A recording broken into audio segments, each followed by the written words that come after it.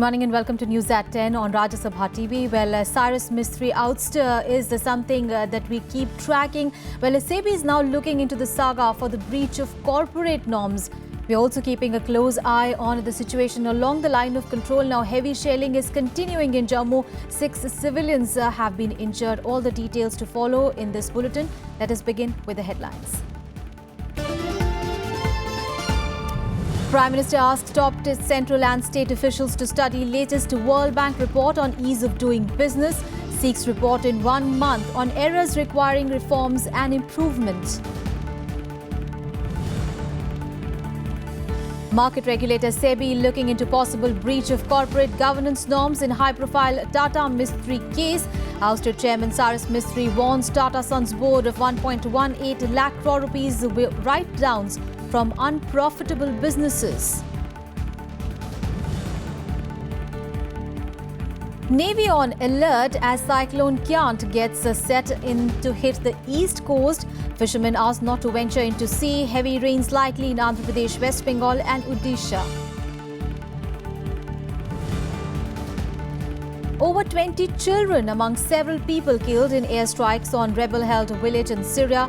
Not immediately clear if the raids were carried out by the Syrian government or the Russian warplanes. And New Zealand beat India by 19 runs in the Ranchi One-Day International Level 5-match series 2-all.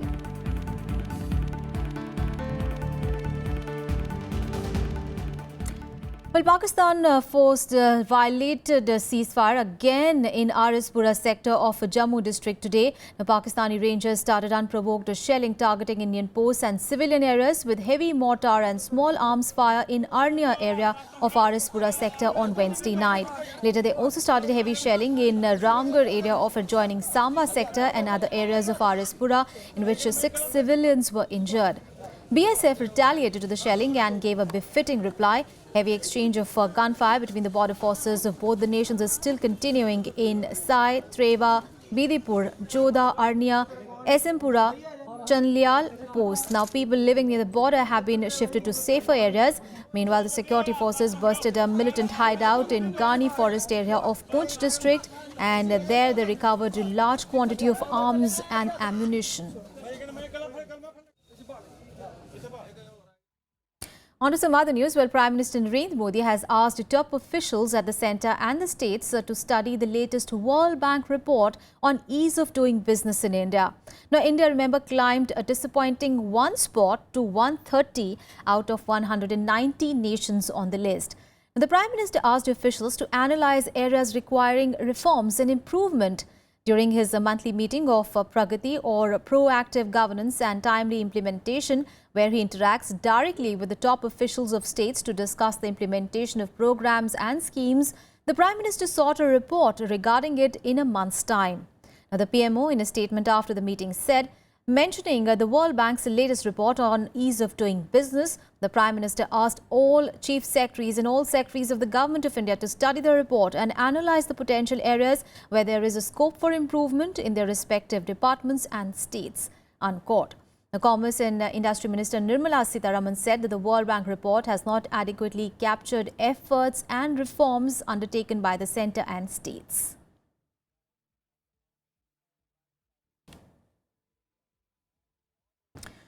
And Prime Minister Narendra Modi has said that the presentation of the Union Budget is being advanced by about a month to ensure speedier implementation of schemes. The Prime Minister has also urged states to align their plans with this move to take the maximum advantage.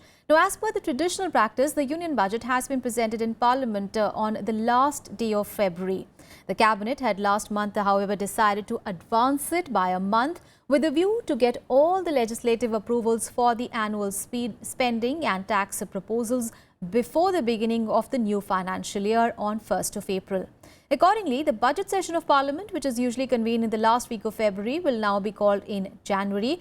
Now, early presentation of budget would mean that the entire exercise is over by 31st of March and expenditure as well as tax proposals come into effect right from the beginning of the new fiscal, thereby ensuring better implementation. Well, let's move on in the bulletin. India and New Zealand moved towards closer understanding on the issue of India's membership to the Nuclear Suppliers Group or the NSG and combating terrorism. Now, both the nations also made headway on economic cooperation and a free trade agreement. Bilateral talks between Prime Minister Narendra Modi and the visiting New Zealand counterpart John Key also resulted in addressing defence-related concerns of both the nations in the entire Asia-Pacific region. India's entry into the Nuclear Suppliers Group featured prominently in the talks between the two prime ministers. In the last NSG plenary in Seoul, New Zealand expressed reservations on India's non-NPT status. But after a positive meeting with Modi, the New Zealand Premier said it will constructively engage on India's membership and also work to secure support from other member countries. We are thankful for New Zealand's support to India joining a reformed UN Security Council as a permanent member. As we make our own contribution to the development efforts of the Pacific Island countries, we will continue to consult closely with New Zealand and to complement and supplement each other's effort. I am also thankful to Prime Minister Key for New Zealand's constructive approach to the consideration of India's membership of the Nuclear Supply Group. We had a detailed conversation about India's application to become a member of the Nuclear Suppliers Group. I acknowledged the importance to India of it joining the NSG. I also stated that New Zealand would continue to contribute constructively to the process currently underway in the NSG to consider India's membership.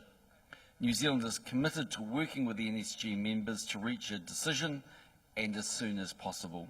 Terrorism and cross-border terror also figured in the talks. Both countries agreed to cooperate on sharing intelligence and cybersecurity to stop radicalization of youth. Terrorism remains one of the greatest challenges to global peace and security. Today, the financial, logistical and information networks of terror span the entire globe. The barriers of geography do not safeguard against the threat of radicalization and terrorism. Nations who believe in humanity need to coordinate their actions and policies to counter this threat. In trade and business, 3 MOUs were signed to avoid double taxation and ensure safety and standard arrangements in food processing. Another document dealt with increasing cooperation in youth exchange and sports activities. New Zealand supports India's candidature as a permanent member of the United Nations Security Council. But to create convergence on other issues of cooperation, consultations between foreign ministers and senior officials will be increased. Both the Prime Minister have agreed to address the interest of each other's countries. It will be interesting to see how quickly it takes place. Akhilesh Suman for Rajya Television with camera person Sanjay Kumar in Delhi. Well, Information and Broadcasting Minister Venkaiah Naidu has said that the Uniform Civil Code will not be brought through the back door or without a broad consensus. Now, Naidu also rejected the charge that the BJP was bringing up contentious issues to polarize the upcoming elections, especially in Uttar Pradesh.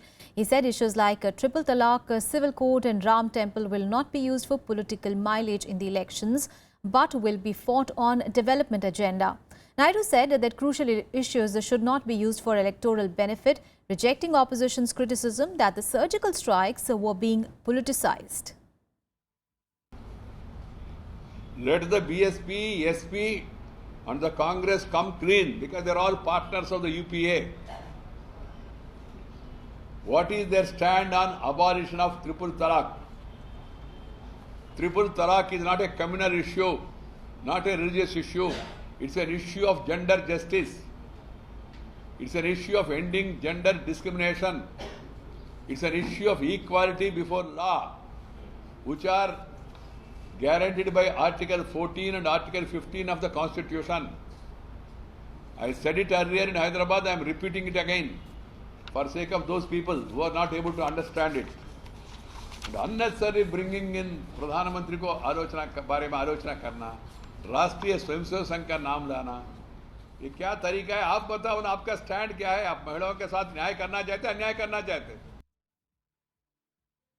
And now the latest on Cyrus Mistry and ousted Tata chairman Mistry has lashed out at the Tata board members, levelling a series of allegations against Ratan Tata and said that he was pushed into a position of lame duck. Meanwhile, the key Tata Group firms lost over 10,000 crore rupees in the share market for the second day on Wednesday, extending the total erosion in market capitalization to more than 21,000 crore rupees in 2 days. And now market regulator SEBI is looking into whether there has been any possible breach of corporate governance norms and enlisting regulators in the companies of the conglomerate. Market regulators SEBI and leading stock exchanges BSE and NSE have asked 6 Tata companies for a clarification after SAC chairman Cyrus Mistry wrote to board members warning that the group faces a write-down of about 1.18 lakh crore rupees due to investments in unprofitable businesses. The exchanges have asked companies including Tata Motors, Tata Steel and Tata Teleservices to provide full details about the financial and corporate lapses mentioned in the email by former chairman Cyrus Mistry. In an explosive confidential 5-page email to Tata Sons board members, Mistry said he inherited a dead-laden enterprise saddled with losses and singled out 5 Tata companies as legacy hotspots. Mistry also leveled a series of allegations against Ratan Tata and contended that he was pushed into a position of a lame duck chairman, and changes in decision-making process created alternate power centers in Tata Group. Mistry also accused Tata board members of replacing him as chairman without any explanation and without giving him an opportunity to defend himself. Mistry also flagged ethical concerns in Tata Group's aviation joint venture with AirAsia. Mistry alleged that forensic investigation revealed fraudulent transactions of 22 crore involving non-existing entities in India and Singapore. Mistry also alleged that due to Ratan Tata's passion for aviation, Tata Sons board increased capital infusion in the aviation sector at multiple levels of the initial commitment. Highlighting Tata's pet car project Nano, Mistry said that the product development concept called for a car below 1 lakh rupees, but the costs were always above this and it had consistently lost money, peaking at 1,000 crore rupees. Cyrus Mistry was sacked as group chairman on Monday and former chairman Ratan Tata was given charge as interim chairman. While there was no official reason given for the change of leadership, experts believe that Tata Sons was unhappy with Mistry's approach of shedding non-profit businesses. Bureau Report, Rajya Sabha TV. Well, moving on in the bulletin, condemning double standards in fight against terrorism, India and Russia on Wednesday called for collective efforts to combat terrorism. Well, the remarks came after Defence Minister Manohar Parrikar and his Russian counterpart, General Sergei Shoigu, held talks at the beginning of the 16th session of the Indo-Russian Intergovernmental Commission for Military and Technical Cooperation. Now, Parrikar held a detailed meeting with the Shoigu, during which the issue of terrorism was also discussed. He also made it clear that Russia is India's time-tested and closest partner, and it will continue to remain its primary defence partner. Both the leaders are also understood to have discussed deeper military cooperations, especially focusing on joint production of 5th generation fighter aircrafts, upgradation of Su-30 MKI planes, and firming up the contract for the Triumph air defence system. Both recognize that terrorism cannot be defeated with double standards. There is a need for zero tolerance and collective efforts to combat terrorism. Appreciate Russia's consistent and unwavering support for India in our efforts to eliminate this menace, which is manifestation of continued presence of terrorist groups in India's neighborhood. And now a look at the events that are slated through the day. Here is the day ahead.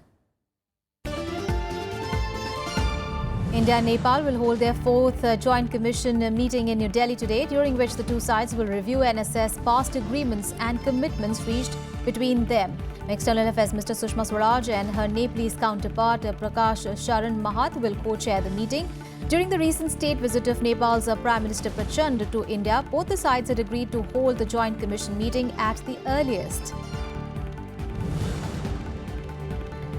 Prime Minister Narendra Modi will interact with 172 newly inducted IAS officers who have completed their 3-month stint at the centre as Assistant Secretaries in New Delhi today.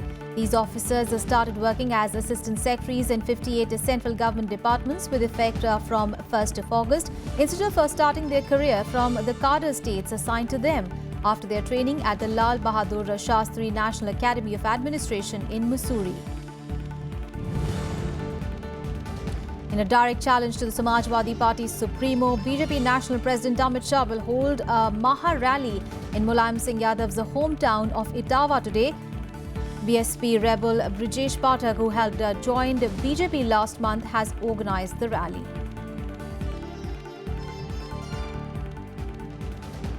Time to take a very short break here. More news on the other side. Stay with us.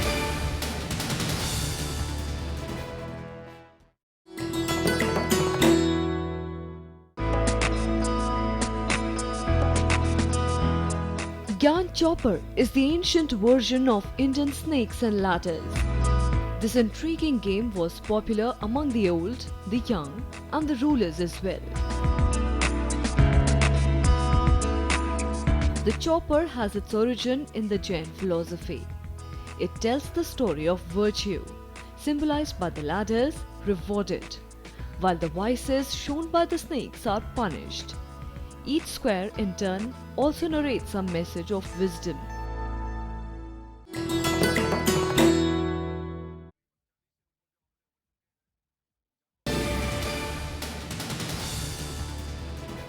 Welcome back. Now an update on the bird flu scare. Well, in wake of that scare in the national capital and other parts, the centre on Wednesday set up a high-level panel to monitor the situation and help the state governments to maintain a constant vigil on the situation.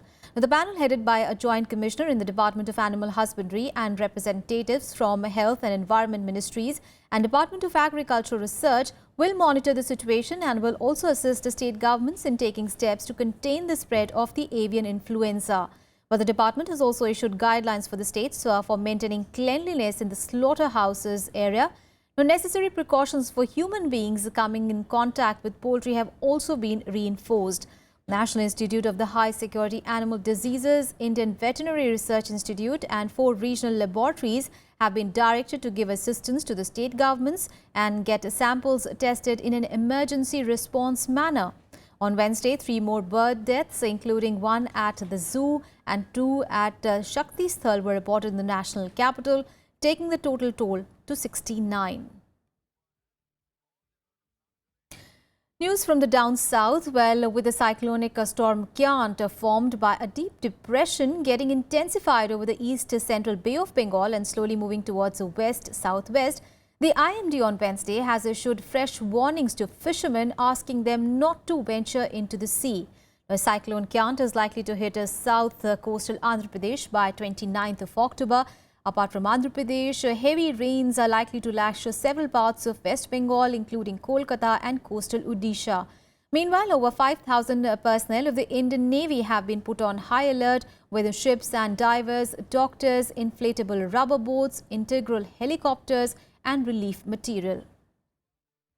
The cyclone is laying over East Central Bay, south-southeastwards of Visakhapatnam, about 630 kilometers from Visakhapatnam, and north-northeast 830 kilometers of Machilipatnam. Means in the sea it is in between Machilipatnam and Visakhapatnam. And tomorrow it is likely to move south-southwestwards towards the Nellore coast region, that is the coastal AP. So by 29th it may affect the south coastal AP. So under this influence, South coastal AP region near Nellore, Ongole and surrounding regions may experience light to moderate rains and 1 or 2 spells of heavy rain. Well, time to get you some international news. And 2 strong earthquakes rocked a wide area of central Italy on Wednesday, striking fear among the residents rattled by a deadly tremor of August. And the 2 quakes, which struck about 2 hours apart from each other, caused the collapse of several old structures, including a number of historic rural churches that were empty at the time. At least 3 people have been reported injured in the quakes. Well, according to the US Geological Survey, the first measured magnitude of 5.5 and the second of 6.1. In both the cases, the epicenter was near the village of Viso in the central March region. Electrical power was lost in some of the areas and some roads were closed. Firefighters cordoned off parts of the affected areas to inspect the damage as emergency workers treated local residents in need of medical care. Now, Italian Prime Minister Matteo Renzi cancelled engagements to follow the developments. News from France, and large-scale fires have cleared out the last of the people living in a Calais migrant camp. Now, the camp on the third day of operations by French authorities to remove the camp's inhabitants and demolish its structures. The fires burning the camp to the ground are a definitive end to the Calais jungle. But what is uncertain are the futures of the people who live there, especially those of several children. Fire raging through the Calais migrant camps in France that firefighters are struggling to extinguish. Dozens of makeshift shelters were allegedly torched by disgruntled migrants as they were forced to vacate as demolition teams started tearing their camps down. Yes, my tent is fired. My this jacket have a picture. My family all is fired. My fever is for me. Fever is the headache. He fired. The Calais migrant camps that have been called jungle have become a wretched symbol of Europe's migrant crisis. France tried to shut it down several times only to be denied by the courts. The area is strategic as it sits some 30 miles across the Eurotunnel to the UK, one of the more desirable countries for refugees in the region. Migrants have long refused to leave the camp, but since the start of the week, French authorities have been busing thousands of people to shelters and centres where they will be able to take asylum. Notre mission est remplie. Nous avons fait le tour ce matin. Il n'y a plus de migrants au sein du camp de la Lande. Nous avons d'ores et déjà, au moment où je vous parle, dépassé les 5000 personnes qui ont été accueillies au SAS. Nous allons encore bien sûr continuer toute la journée jusqu'à ce soir tant que nous aurons un migrant. While France says that the area has been cleared of all the migrants, scores of unaccompanied children remain unaccounted for. While close to 1,200 children were either transferred to the UK or sent to the container site, charities say about 100 children remained there without adequate safeguards. In London, demonstrators called on Britain to help children caught up in the camp's demolition. There's not even a plan clearly established that's been shared with anyone as to what will happen to them, because in any other country they would go into some sort of foster care. But I don't believe that 1,000 foster care options have been created or any places for them to live long term. Demolition at the camps will be speeded up today with larger machinery moving in. French authorities say that they have relocated 5,600 migrants already. However, many refugees have refused to be settled in France and have run away to their chances on the streets of Calais. Many are still clinging on to hope that they will make it to Britain. Bureau Report, Rajya Sabha TV. Let's get you some more international news in World Wrap. More than 20 people have been injured and 39 detained during anti-government protests in Venezuela. Hundreds of thousands of people took to the streets to protest against President Nicolas Maduro's government. Now, it came after a recall referendum process. An attempt to remove Maduro from power was suspended.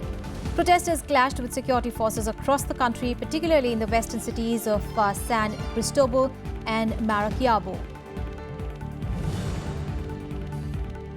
A senior al-Qaeda leader has been targeted by a U.S. drone strike in northeastern Afghanistan. Farooq al-Khatani, the group's leader in the area, is believed to have been killed. The strikes in Kunar province have not been publicly confirmed and the results are still being assessed. Al-Khatani was on the U.S.'s list of most wanted terrorists. He was being accused of involvement in plots targeting Europe and the United States. Airstrikes by Syrian or Russian warplanes on Wednesday killed at least 26 people, most of them school children, in a village in Syria's rebel-held Idlib province. The raids hit a residential area and a school in Hars village, where UNICEF called the strikes a tragedy and a war crime. Idlib, which is in northwest Syria near Aleppo, contains the largest populated area controlled by rebels. The United Nations has said that more than 10,000 Iraqis have fled their homes since the start of an offensive to retake Mosul from the Islamic State group. The aid community has been scrambling to build their camps on the edges of Mosul battlefield, where Iraqi forces are closing in on jihadists from the north, east and south. Now, aid groups expect hundreds of thousands more people to flee when Iraqi forces reach the city limits. And on to some sports news. In cricket, New Zealand levelled the 5-match ODI series 2-all after beating India by 19 runs in the 4th ODI at Ranchi yesterday. Now, chasing a modest target of 261 runs, India were all out for 241 in 48.4 overs. Now, opener Rohit Sharma once again fell cheaply. The pair of Ajinkya Rahane and Virat Kohli added 79 runs for the second wicket, but after the fall of Kohli on 45 and Rahane on 57, the middle order just collapsed. Now, Akshar Patel, Amit Mishra and Dhanwal Kukurani tried to salvage the innings, but to no avail. Earlier, after electing to bat, the visitors scored 260 for 7 in the stipulated 50 overs. Martin Guptill was the top scorer with 72 runs. Skipper Kane Williamson has contributed 41, Tom Latham added 39 and Ross Taylor 35. The 5-match ODI series is now levelled 2-all. The last match of the series will be played on Saturday in Visakhapatnam. When the wickets are slow, when the run rate is, that required run rate is not too high, that's where you calculate. At times you play out a few overs thinking if you have a partnership going at this point of time with more wickets in hand in the last few overs, you can look to chase down, something that's even 7.5 for a few overs, So I feel, that's where it lies as of now. And I think they have got quite a few batsmen, who can do the job. It's just that we'll have to give them more time, Batting down the order is one of the toughest things to do. And shifting focus to badminton, well, in the Asian Champions Trophy, India have already sealed a semi-final berth, defeating Malaysia 2-1 in its last round robin game on Wednesday. Now, I beg your pardon, this is hockey, and Rupinder Pal Singh scored through a penalty corner in the last corner to seal victory for India. Rupinder had earlier scored through rebound on penalty corner to give India a 1-0 lead. Razi Rahim of Malaysia scored through a penalty corner to make level 1-all in the first half. South Korea has also reached the semi-finals, beating Japan 4-3. The semi-final lineup will be only decided after the last bunch of the round-robin games on Thursday. And on to badminton now. Well, Indian ace shuttler PV Sindhu and HS Pranoy have advanced to the second round of the French Open badminton tournament. Well, Rio Olympics silver medalist PV Sindhu defeated Yip Pui Yun of Hong Kong to advance to the next round. Now, Sindhu outplayed Yin 21-9, 29-27 in a clash which lasted around 45 minutes. In a relatively lopsided first game, Sindhu thrashed her opponent with some swift court movements and powerful smashes. Meanwhile, in the men's singles, HS Pranoy defeated Thailand's Boonsak Ponsana 21-16, 21-18 to enter the second round of the tournament. He will now face Taiwan's Tien Chen Chow on Thursday. However, it turned out to be a disappointing day for Ajay Jairam, who squandered a first game advantage to go down fighting 22-20, 10-21, 18-21 to Anthony Sinusuka Gintik of Indonesia in another matches in the singles. Well, that's all in this edition of news. Thanks for watching.